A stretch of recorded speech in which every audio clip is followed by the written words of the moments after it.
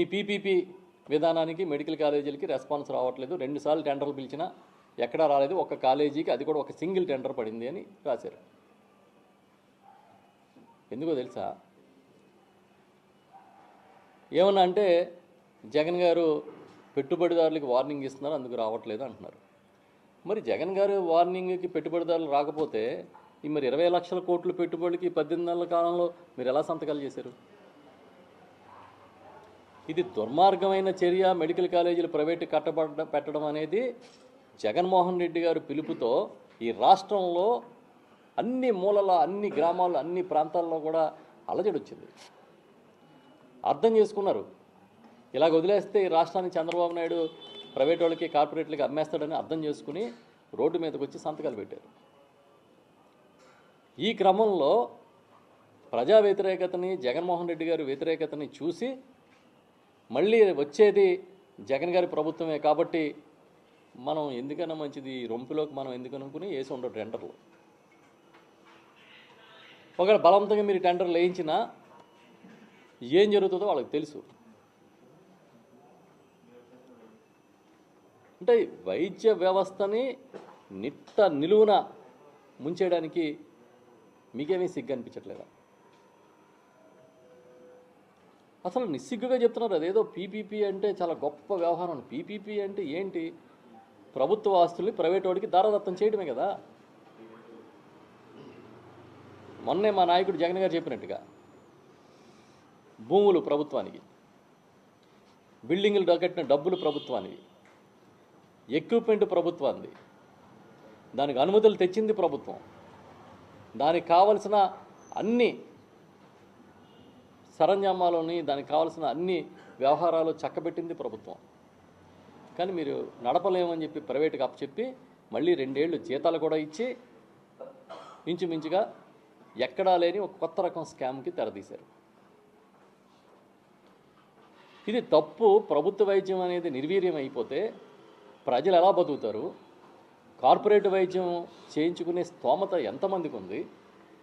ఇది తప్పని జగన్ గారు గట్టిగా నిలదీస్తే మీకు ఆయన బెదిరించారు కాబట్టి మిమ్మల్ని అది చేస్తాం ఇది చేస్తామని మాట్లాడుతున్నారు. అలా జగన్ గారు అనే ఒక నాయకుడు బెదిరిపోవడం, వెనకడుగేయడం అనేది చరిత్రలో మీరు ఎప్పుడైనా చూసారా? నిలబడితే నిటారుగా నిలబడతాడు ఆయన. ఒక నిర్ణయం ప్రజల కోసం తీసుకుంటే చాలా స్టబాన్గా ఉంటారు. ఒక మాట చెబితే ఇది నా విధానం అని చెబితే ఆ విధానానికి కట్టుబడి ఉండే నాయకుడు ఆయన. కార్పొరేట్లు కొమ్ముగాయడం, మీ కేసులు మీరే ఎత్తేసుకోవడం, మీకు మీరే సర్టిఫికెట్లు ఇచ్చుకోవడం. ఇంకా చిత్రం, మొన్న చూసా ఒక ఇంగ్లీష్ డైలీ ఎకనమిక్ టైమ్స్ అనుకుంటా, దీనికి ఒక కార్పొరేట్ ఎక్సలెన్సీ అవార్డు ఇచ్చింది 2025కి చంద్రబాబు నాయుడు గారికి. జగన్ గారికి ఏమో నీతి ఆయోగ్ నుంచి ప్రతి ఒక్కరూ గొప్ప ఆర్బీకి వ్యవస్థ తెచ్చినందుకు, గొప్ప వైఎస్ఆర్ క్లినిక్ వ్యవస్థ తెచ్చినందుకు, గొప్ప పంచాయతీరాజు నడుపుతున్నందుకు ఇలాంటి అవార్డ్స్ అన్నీ వస్తూ ఉండేవి ఆ రోజు. ఇప్పుడు చంద్రబాబు నాయుడు గారికి వచ్చిన అవార్డు ఏంటంటే corporate excellency award. Excellent corporate రంగంలో ఆయన చేస్తున్న సేవలకి. చాలదా తేడా? ఎవడన్నా ప్రజానాయకుడు అనుకునేవాడు ప్రజలకి మంచి చేస్తే అవార్డులు వస్తాయి, కానీ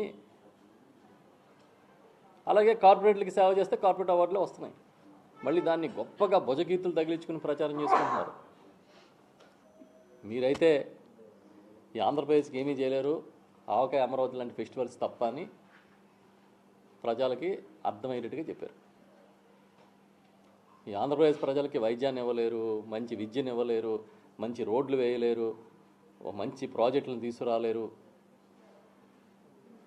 మంచి మధ్యాహ్న భోజనం కూడా పెట్టలేరు. మీరు చేయగలిగింది ఆవకాయ అమరావతి ఫెస్టివల్ లాంటి హంగామా కార్యక్రమాలు, ఈవెంట్లు. ఆ ఈవెంట్ల ద్వారా మంచి స్టేజీ మీద ఆ రోజుకి హెడ్లైన్స్ సరిపడా మాటలు ఇవి మాత్రం చేయగలుగుతారు. దాంట్లో క్లారిటీ వచ్చింది మాకు. ఆవకాయ అమరావతిని ఎందుకు పెట్టారో పేరు మాత్రం యాప్ట్గా పెట్టారని అందరికీ అర్థమైంది. ఈ వీడియో కనుక మీకు నచ్చినట్లయితే వీడియోని లైక్ చేసి మన ఛానల్ని సబ్స్క్రైబ్ చేసుకోండి.